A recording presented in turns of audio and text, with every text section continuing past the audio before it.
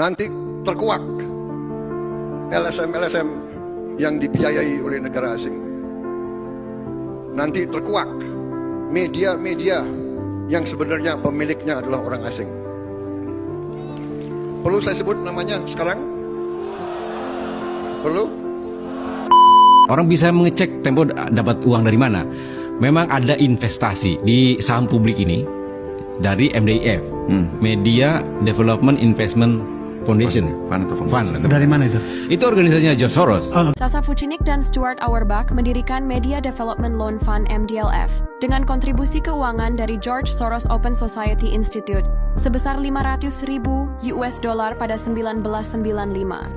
Sasa Vucinic jurnalis asal Serbia dan Stuart Auerbach, koresponden The Washington Post di Amerika Serikat, tidak punya kapasitas untuk mendirikan MDLF. Namun, MDLF berdiri atas kekuatan finansial George Soros untuk menguasai media massa dengan tujuan ideologis. Pada 2013, MDLF berubah menjadi Media Development Investment Fund MDIF untuk mengelabui pendanaan kepada media massa dan digital dalam bentuk investasi.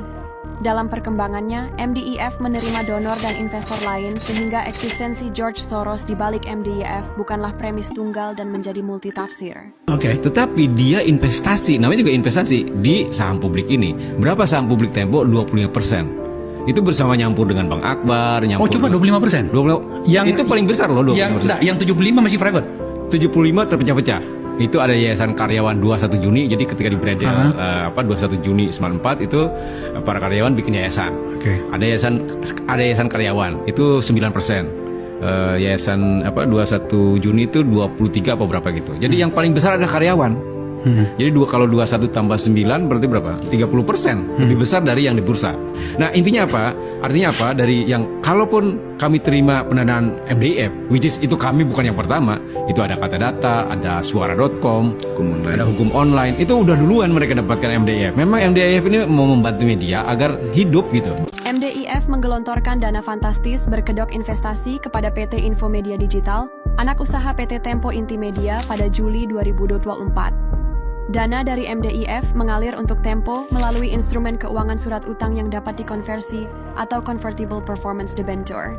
Artinya, MDIF George Soros berhak mengklaim kepemilikan PT Infomedia Digital melalui konversi surat utang menjadi saham. Hal ini bisa terjadi kapan saja jika keuangan perusahaan merugi. Bukan hal sulit untuk George Soros membuat rugi PT Tempo Intimedia. Bayangkan, George Soros membuat Inggris bangkrut seketika dalam peristiwa Black Wednesday pada 1992. Selain itu, George Soros adalah dalang utama di balik krisis ekonomi Indonesia pada